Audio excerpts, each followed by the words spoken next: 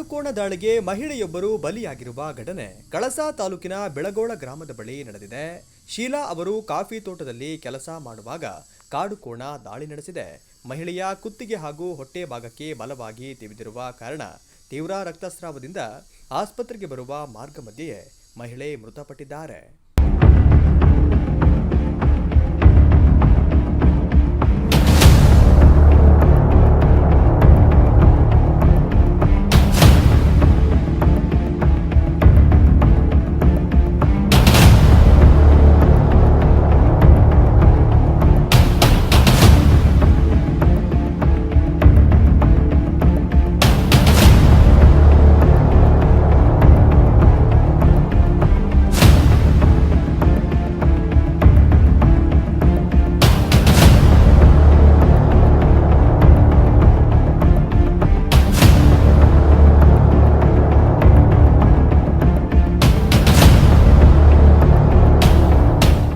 ಘಟನೆ ಸಂಬಂಧ ಕಳಸಾ ಪೊಲೀಸ್ ಠಾಣೆಯಲ್ಲಿ ಪ್ರಕರಣ ದಾಖಲಾಗಿದೆ.